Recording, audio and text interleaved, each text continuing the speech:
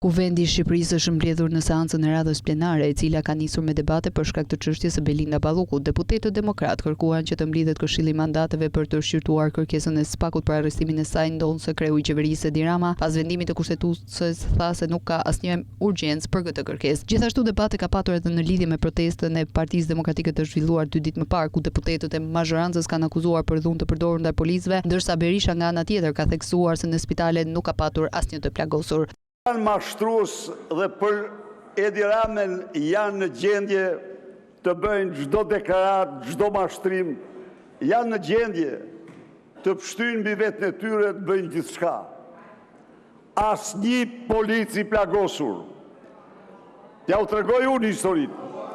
Shkova në urgjencë. Kishin dhënë komunikatën se janë 17 policë. Asnjë. Nxjerrni një gërvishtje, nxjerrni një plagosur, gënjeshtar, për kudrazi, i gjuajtet me pluma, gomen, kokë, të cilat janë letal në kokë, i gjuajtet me snaj për protestuesit. Ministre e Brendshme Albana Koxhiu akuzoi se porositi dhunën ndaj policëve. Ministre i tha se shpirtrave të vrarë dhe të dhunuar nuk është shpëton dot. Ndaj Berishës është përgjigjur edhe ish ministri Ervin Hoxha dhe kreu i grupit parlamentar të Partisë Socialiste Tauland Balla. Ti që ishe zotrote në spital, edhe unë isha në spital, po ti zgjodhe të mos shohësh policët, ti zgjodhe të mbyllje syt, shko dhe shikoj gjithë policët që ishin të shtruar, morën shërbim dhe janë dhe sot, asnjë, po se je gënjeshtar patologjik i nderuar, je gënjeshtar patologjik, përveç se je dhunues dhe një porositës kronik, i dhunës, i derdhjes së gjakut, e ke në gena të gjakun që do ta derdhësh me patjetër, përveç këtyre, mbyll edhe sytë edhe gënjen, nga mëngjesi deri në darkë, po si të vjen zor pak, nuk e shkove në spital, pse nuk i takove policët?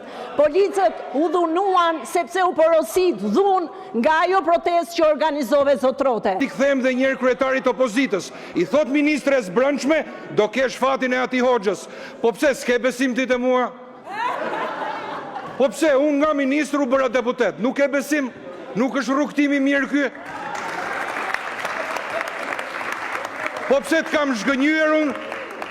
Emër të grupit parlamentar të Partisë Socialiste, dua t'i bëj një thirrje Partisë Demokratike të distancohet nga dhuna e përsëritur në protestat e thirrura nga kjo parti.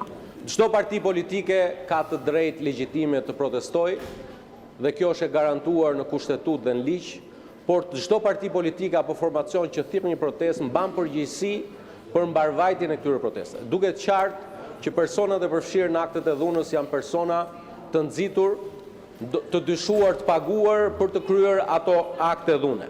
Kjo është çështja e parë dhe mendoj që Partia Demokratike, një antare e Partisë Popullore Europiane, duhet të distancohet nga këto akte dhune. Nga ana tjetër, deputeti demokrat Agron Gjekmarka i tha në kuvent se policia ushtroi dhunë barbare ndaj protestuesve në 10 shkurt dhe madje sipas tij është dëmtuar rënd deputeti i Partisë Demokratike Bledion Nallbati, i cili ka përfunduar në spital.